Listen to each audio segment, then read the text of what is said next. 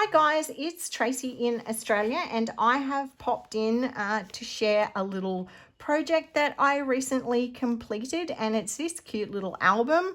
I'm saying album because there's not really any writing space in it, and it was just something I did for a little bit of fun. So it is constructed, or the interior pages are constructed using gusseted paper bags, and the concept for the cover and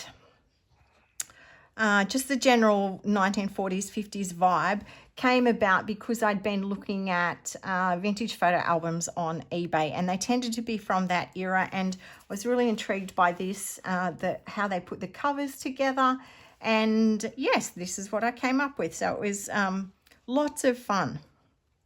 I love this little photo on the front of the three little girls looking off into the distance. And then on the back here, I made this little banner, remember when. So this paper that you can see on the front is a Kaisercraft paper, and this is actually the back of it as well. So that went really nicely with the vibe that I was creating. So I've made a little banner here, and it says collect beautiful moments. And then I used this copy of a vintage photo with this adorable little girl and her in her Sunday best outfit. So this is what I did with the pages, and you can see I didn't want to cover them up. I'd done all of this collaging, so I didn't want to make pockets. I didn't want to have writing space. So what I did was, because the paper bags were gusseted, I used them to create either top loading or side loading pockets, and then made ephemera to go in them. So I had loads of fun playing with paper, with washi tape, with these are Tracy Fox tickets, and of course the Tim Holtz paper dolls, and the little sayings as well. So yeah, and as I said, 7 pages. So we'll just have a little look at the ephemera that I've created, same sort of style, and I like to create a couple of to go in each pocket, so that when you look from the back, it's not just white blank pages. So these were my little ephemera pieces that I've made. Same sort of thing. I've used the stamps and the layering again, and then sewed around the pages. And I love these two little boys in their little car. Just added some little commercial pieces that I had and have never used.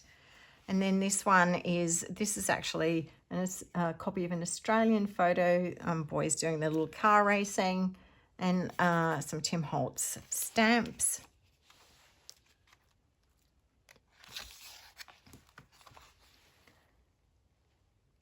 So I really enjoyed doing these pages, and I want to give a shout out to a lady that belongs to the same Facebook group as I do, Junk Journal Junksters Down Under, and that lady is Suzanne Thomas, and she's a great supporter of our group, and she posts nearly every day, and she has a fabulous style which I have taken a little bit of inspiration from. So what I'm going to do is to link her YouTube channel down below, so that you can pop along and see what Susanna does if you're not a member of our Facebook group book.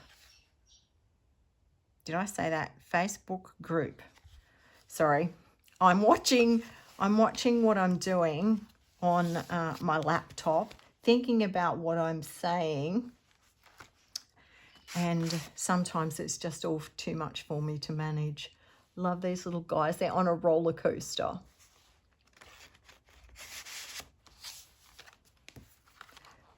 So I love this style, and I would really, really like to do a journal in it, so that I can use up some of my hoarded, these boys are playing marbles, Tim Holtz papers.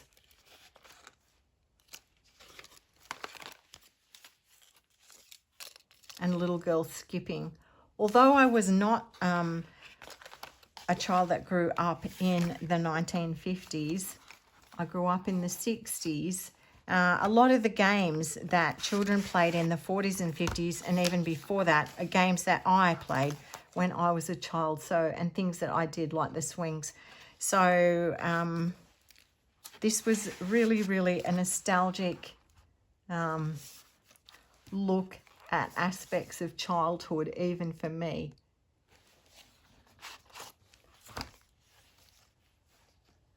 This was a little die cut that I haven't used, so it was fun to have a little play with that and see what I could do.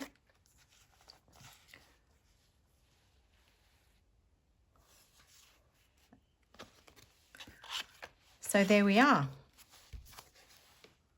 My little look at the 1940s and 50s and a different style of making a book. I hope you've enjoyed it, and I hope to be back soon with another project share. Thanks for watching.